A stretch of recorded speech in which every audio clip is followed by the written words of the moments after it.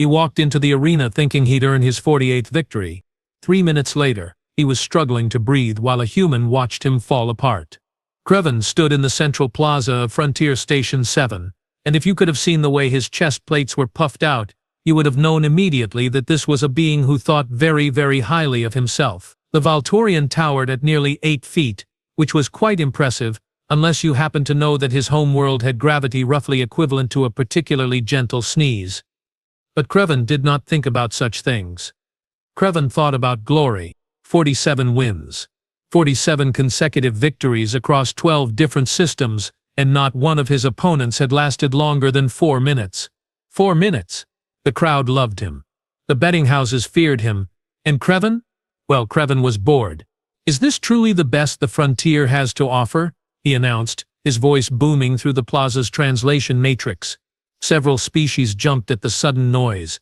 A Quelvan merchant dropped an entire crate of crystallized proteins. Kreven did not notice, or more accurately, did not care.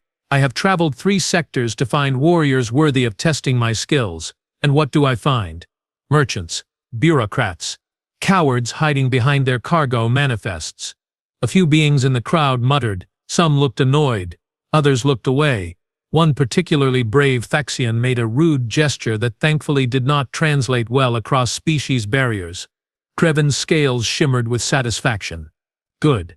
Let them be offended. Perhaps offense would spark courage. He needed anyone to step forward.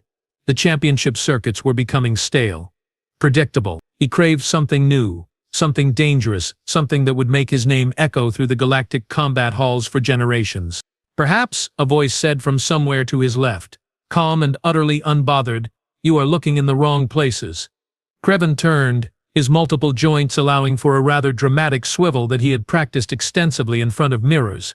Standing near one of the security checkpoints was a human female, and Kreven's first thought, which he would later wish he could take back, was that she looked disappointingly fragile.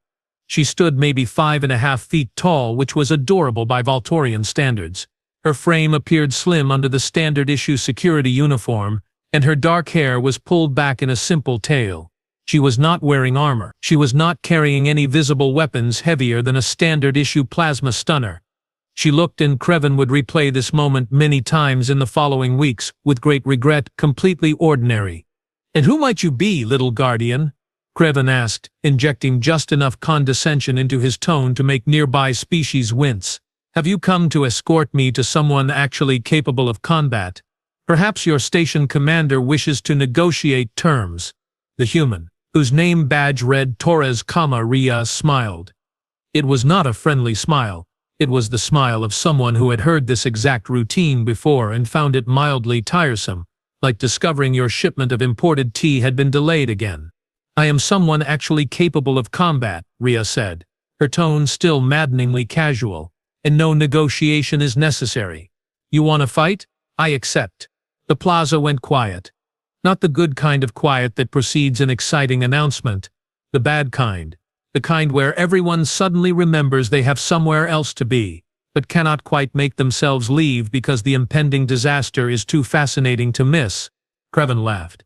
It was a practiced laugh, full of theatrical disbelief. You are a security officer. You check credentials and break up disputes over docking fees. I am a champion of 47 worlds. 47 matches, Ria corrected, and there was something in her voice now, something sharp hiding under the calm. On 47 worlds, against opponents who fight for sport, that is different from fighting for survival, but you would not know that, would you? Kreven's scales rippled with irritation. This tiny creature was mocking him. In public. In front of dozens of witnesses, his reputation demanded response. "Very well," he announced, spreading his arms wide. "If this station's security is foolish enough to offer up their officers for my entertainment, who am I to refuse?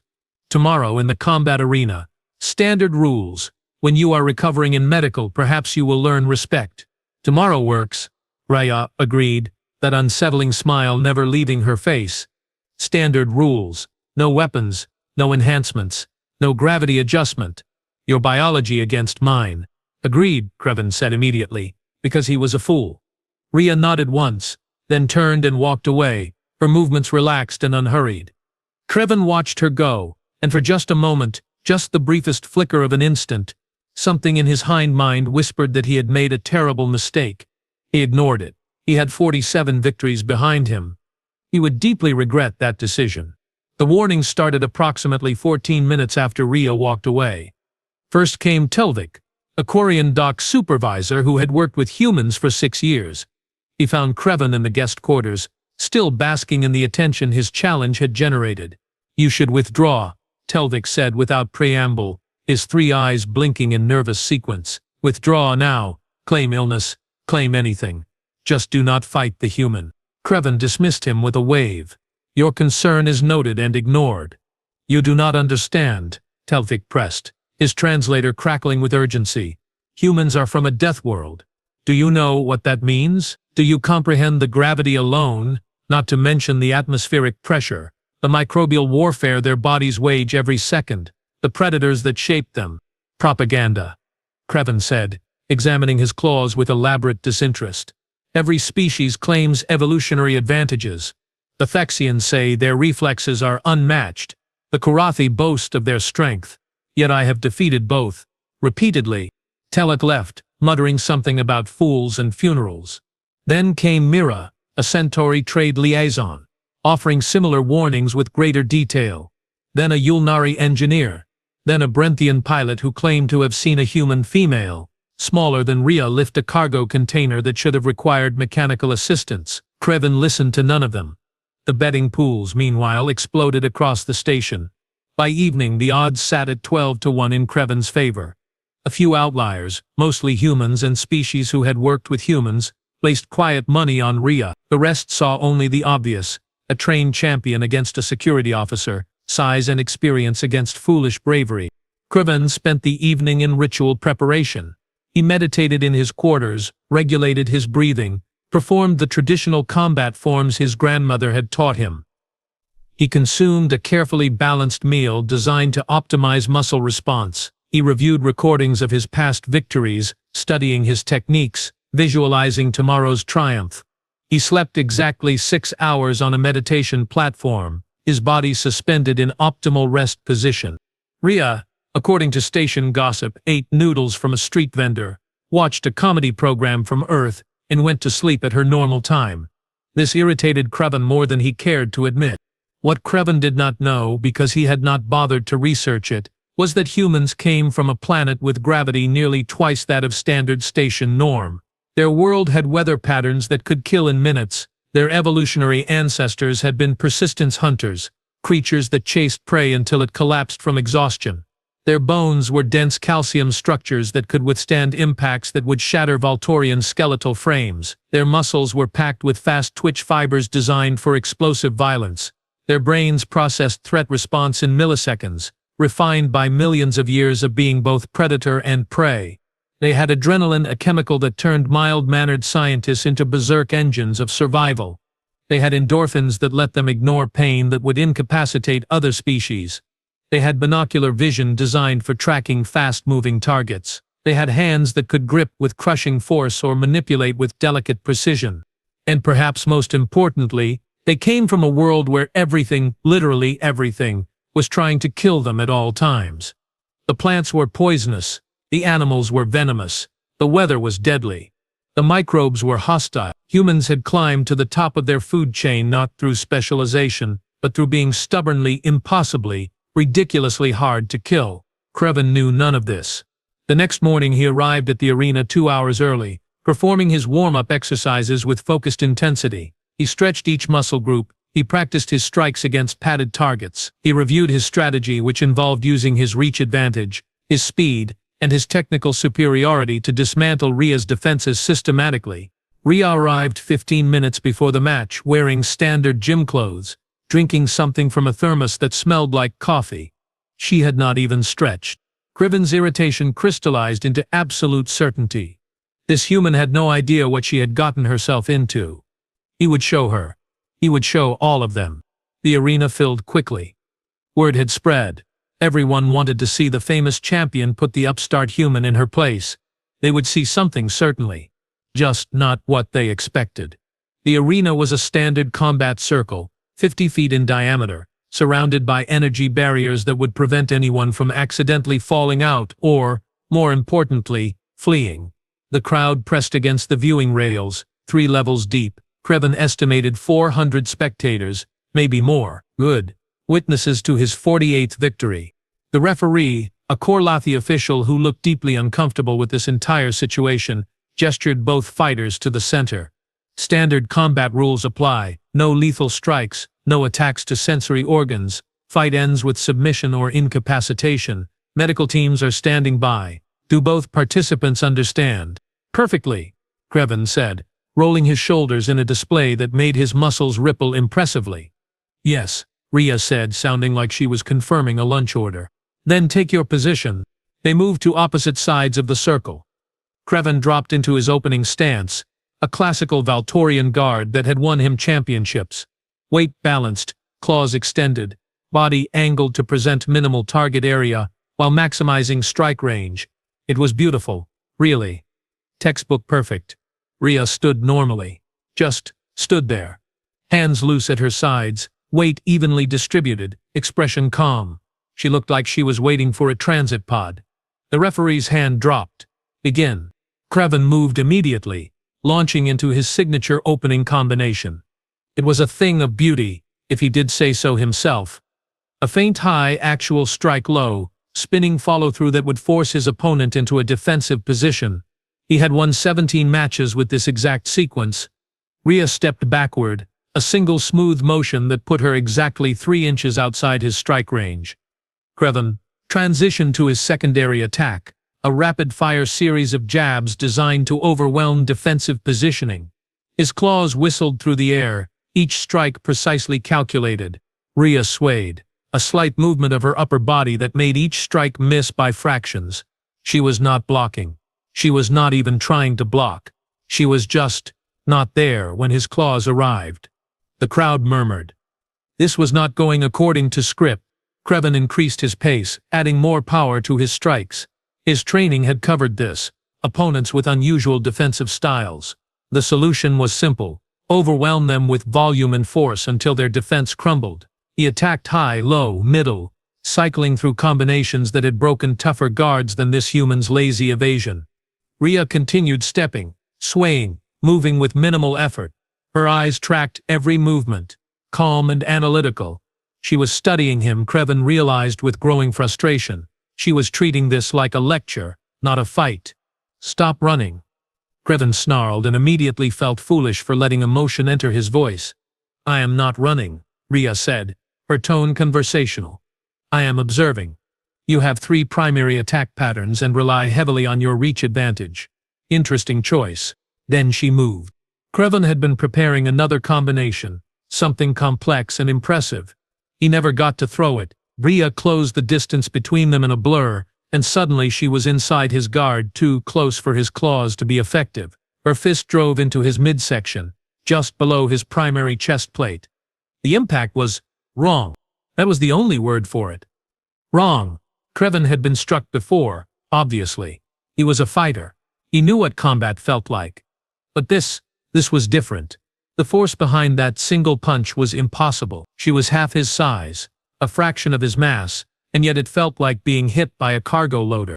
He stumbled backward, wheezing, and Rhea stepped away, returning to her neutral stance. Waiting again, watching again. Kreven's abdominal muscles screamed protest. Nothing was broken. His anatomy was more flexible than that, but the pain was significant. He had not felt pain like this in 47 matches. Lucky shot, he gasped, trying to restore his dignity.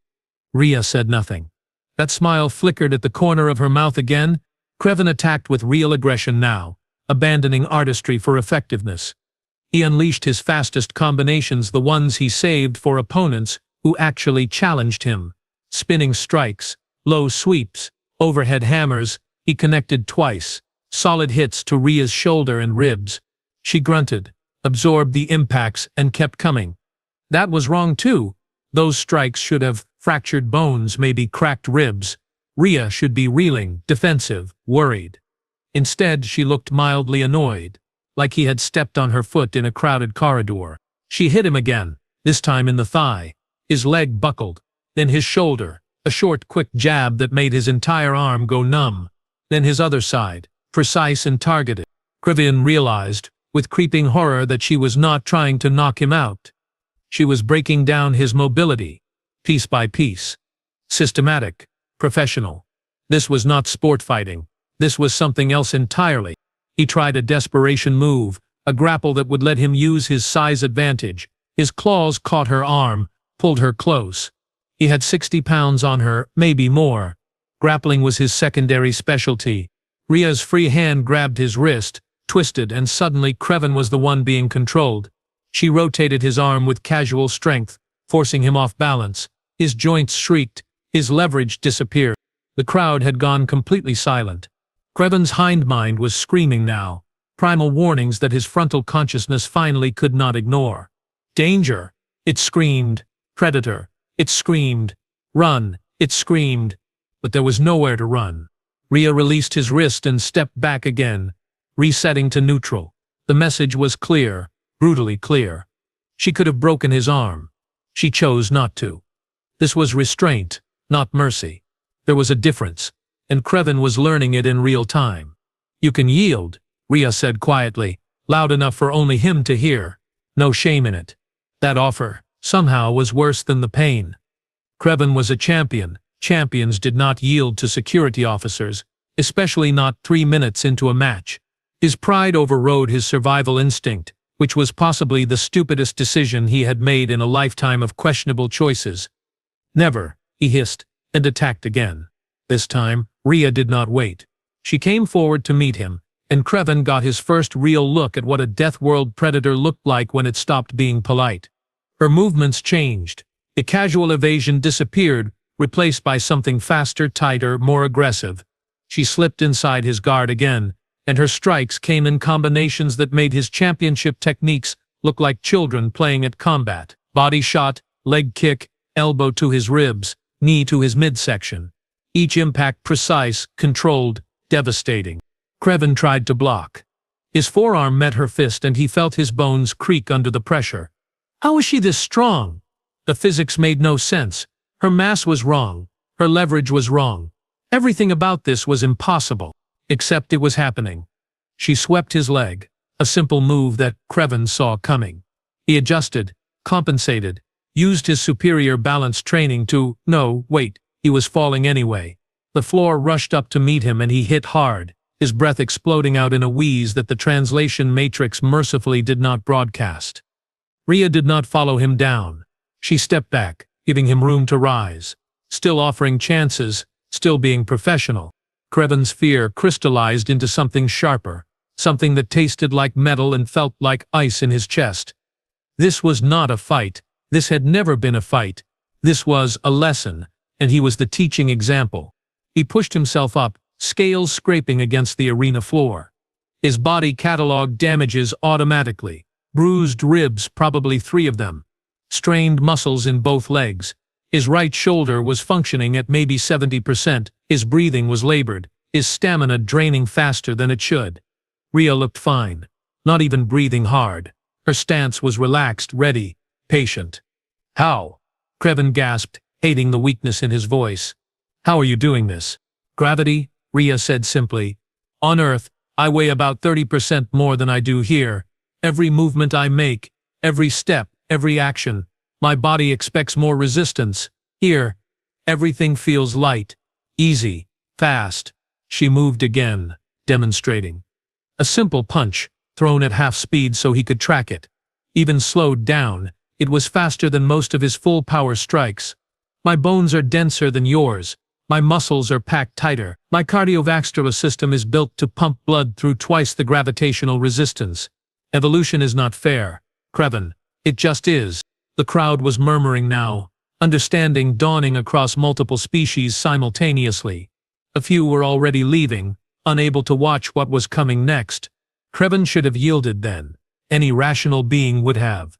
But rationality had abandoned him somewhere around the second time Rhea had casually broken through his defenses. What remained was desperation, pride, and the sinking realization that his entire career, his entire identity was built on fighting opponents who had never really wanted to hurt him.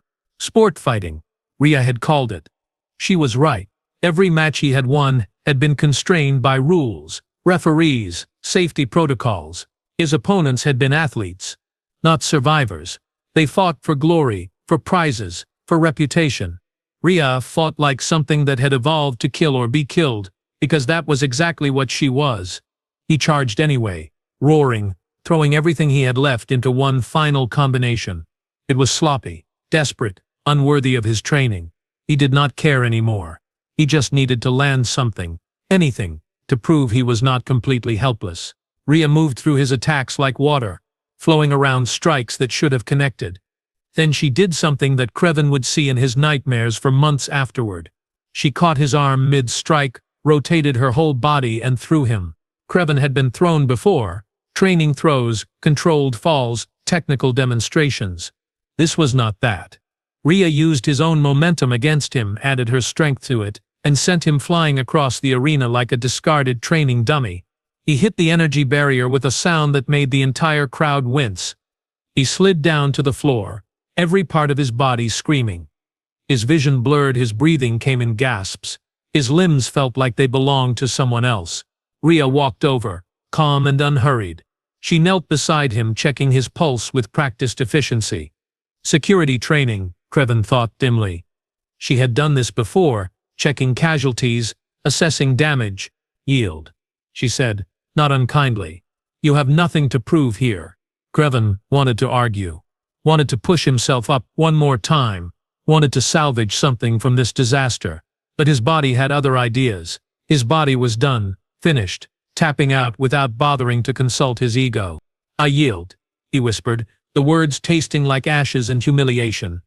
The referee called the match immediately, signaling for the medical team. They rushed in with scanning equipment and support stretchers. Rhea stood, stepped back, let them work. The crowd was silent. No cheers, no boos, just stunned quiet from beings who had just watched their understanding of combat get completely rewritten.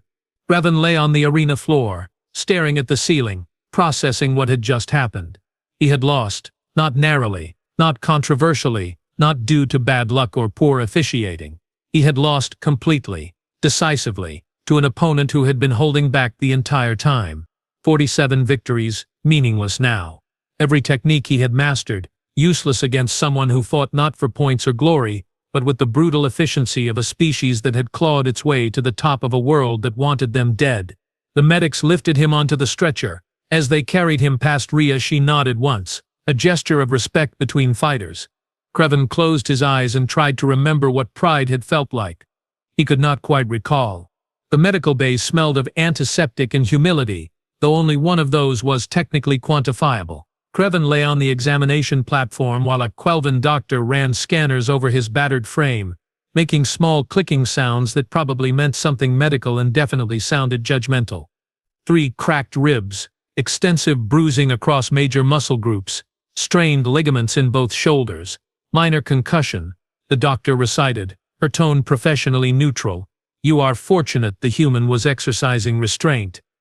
I have treated combat injuries before. These are, how shall I say, educational rather than catastrophic. How comforting, Creven muttered. The doctor applied a dermal regenerator to his ribs, the device humming softly. You will recover fully within 4 days. Your pride may take longer. That injury I cannot treat. She was not wrong. Telvik appeared in the doorway an hour later, holding what looked suspiciously like a flask. I warned you, he said, but his tone held no satisfaction, only weary resignation. May I enter? Creven gestured assent. Talking hurt, moving hurt, existing hurt, company might as well hurt too. Telvik settled into a chair beside the medical platform, offering the flask. Quarian spice liquor, medicinal purposes only, of course. Creven took it, sipped, and felt warmth spread through his chest that had nothing to do with healing. You tried to warn me, I did not listen. No, Telvik agreed. You did not. None of your kind ever do, not at first. The Valtorians, the Korathi, the Thexians, always so confident in your combat traditions. Then you meet a human, a real human, not the ones who have adapted to station life and remember to be gentle. You meet one who still moves like Earth gravity is pulling at them, and you learn. Learn what exactly? Creven asked, hearing the bitterness in his own voice. That I am weak, That my training is worthless. That 47 victories mean nothing. No, Telvik said firmly. You learn the difference between fighting and surviving. Your victories are real, Krevin. You are skilled, disciplined, a true martial artist. But martial arts are art, ritual, sport. What humans do is not art. It is biology. It is evolution. It is what happens when a species spends millions of years on a planet actively trying to kill them every single day. Another figure appeared in the doorway. Mira, the Centauri trade liaison carrying a datapad. May I? Why not? Krevin sighed. Everyone else has witnessed my failure. You might as well join the parade. Mira entered, ignoring his melodrama with the ease of someone who dealt with sulking beings regularly. I thought you might want to see the betting results. Quite interesting, actually. She held up the datapad. Krevin squinted at the numbers, his vision still slightly blurred. The humans bet on their own? Not just humans, Mira corrected. Every species that has worked closely with humans bet on Rhea, the Quelvan dock workers, the Yolnari engineers, anyone who had seen humans in crisis situations. They knew, we all knew. Then why did you not stop me? Krevin asked, frustrated. Because you would not have listened, Telvik said gently. Would you have? Really? If we had sat you down and explained everything, shown you data, testimonials, recordings, would you have withdrawn? Or would you have believed we were exaggerating, intimidated, or simply trying to protect local pride? Krevin said nothing. They all knew the answer. Footsteps in the corridor announced another visitor. Rhea entered, now wearing casual clothes, looking completely unaffected by the fight that had destroyed Krevin's sense of self. She carried 2 containers of something that smelled surprisingly good. Thought you might be hungry, she said, offering one container to Krevin. Station food is terrible, but the human quarter has decent soup. Healing food, my grandmother would call it. Krevin took the container with shaking hands, unsure whether to thank her or throw it at her. He settled for opening it. The soup was warm, spicy, comforting. He hated that it tasted good. Why? He asked finally. Why did you accept my challenge? You knew how it would end. Rhea settled into another chair, opening her own container. Because you needed to learn, and words were not going to teach you. Some lessons only come through experience. A harsh lesson. Kinder than the alternative, Rhea said, her tone serious now. What if you had challenged a human in a real situation?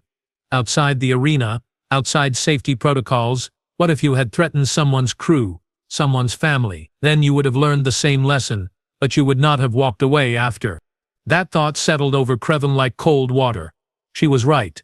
If he had picked a fight with the wrong human in the wrong circumstances, with no referee to stop things, no medical team standing by, he would not be lying here eating soup and contemplating his choices. Humans do not seek fights, Rhea continued, eating her own soup with calm efficiency. We avoid them when possible. De-escalate. Walk away. Not because we are afraid, but because we know how fast fights end when we stop holding back. Real fights, survival fights, they are over in seconds. Someone gets hurt badly, permanently, or worse.